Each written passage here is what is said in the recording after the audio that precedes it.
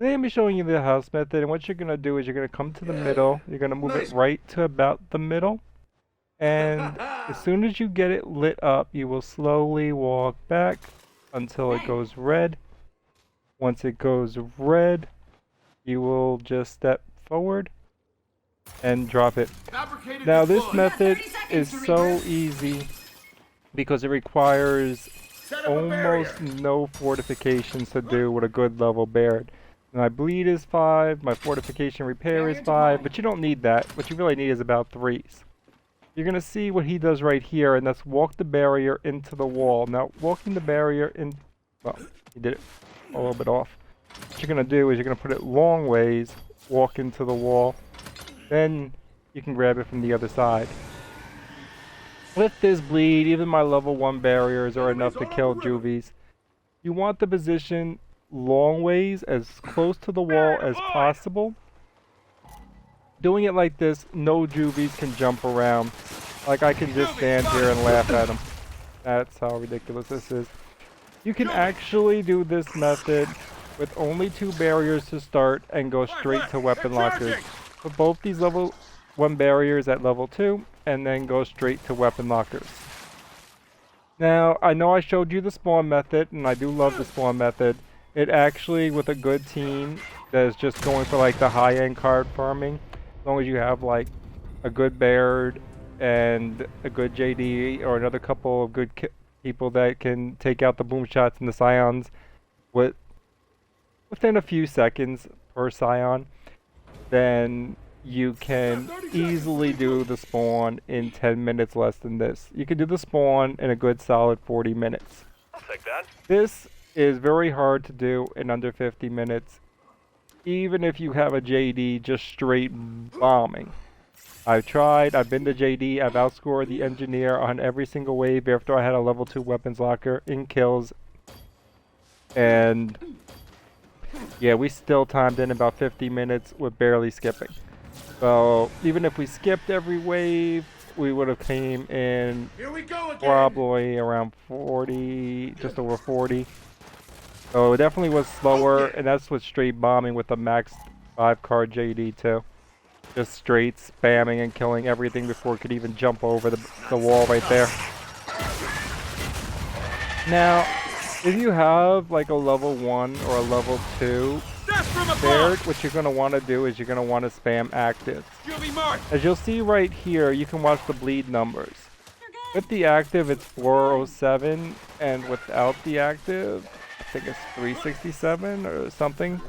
You'll see in a second. You're an evolutionary mistake. See if I can get one of these numbers to pop up. Nice find. Here we go. Okay, see, without the bleed, it's 271. With the long shot, it's slightly less than the M bar. Next. Especially if you're running the DB weapon with the wounded damage.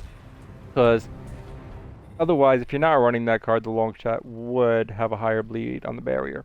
The barrier bleed is based off your weapon damage.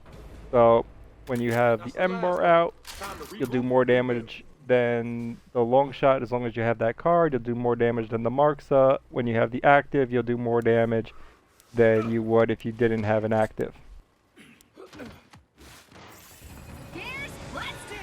So once you got this, and you can actually just put it right here, because when they jump over, they're not going to jump over right at the wall. So now they're jumping over right into the barriers.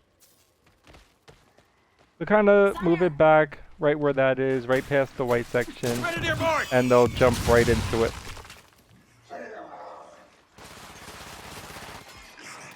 For the first wave, depending on your team, you might not even have to waste any rifle bullets. I try to save mine for the potential boom shots and drop shots. Shoot as little as possible, whether you're JD or whether you're Baird.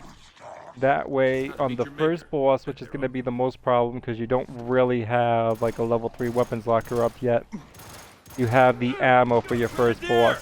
After that, your second and third boss are going to be fairly easy because you can just straight bomb them. I don't have to shoot that dude.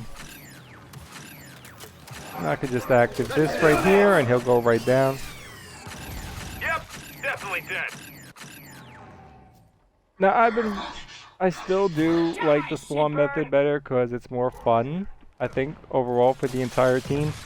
But I've been watching Netflix the last 2 days, just leveling up bear to max, and I noticed a lot of people just don't know how easy the house actually can be. And this is all you have to build. Eventually, when you get to like the 8 or after the 10, you'll put a level 3 fence right up in front of here, and that will stop the next section of grenadiers and sires completely. And then if any boom shots walk up, and what you'll do is you'll put another level 2 fence after you get another, after you have like a level 3 weapons locker, you'll put another level 2 fence up directly behind that, just for like the late game sections of sires, just so they can't possibly. And also, you're gonna have teammates a lot of times.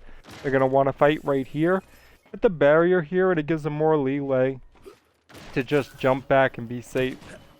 Barrier is gonna kill them anyway, but putting that level 2 barrier just gives them a feel of safety. So even though that barrier will kill everything with the DR1s can. Oh, I didn't actually need to buy that.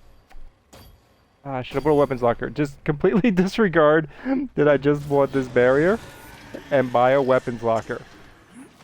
Okay? Sorry about that. I'm like talking and I'm like not even thinking. I'm talking about the barriers and I buy a barrier. Oh my gosh. Yeah, all you need is a level 2 barriers. You're gonna see that barrier isn't even gonna do anything right now. It's a complete waste. Should have bought a weapons locker. Back in your pod. And yeah, that's how you beat the house. Just put weapon. You can actually go straight now into 2 different weapon lockers until you get to the point of like the next section of sires and protectors. And at that point, you would put another barrier up and potentially a level 3 fence in front of that, or at least another fence in front of that, so it's taking double bleed damage, even if you have to go to 2 instead of 3. Do that on the next set of sires and protectors, and then you're done. You're most likely going to end up with like 20 grand that people are depositing, unless you're playing with 5 people with mics, and then you can just tell people, just focus on your upgrades, so we don't need more. And just keep an on the boss waves 5 and 15, most importantly. The carrier and the flock really isn't that big of a deal. What you're going to want to do is completely ignore the Juvies and only focus on the Scions, especially boom shot and drop shot Scions. Ice Scions really ain't that big of a deal. They're very easy to take out.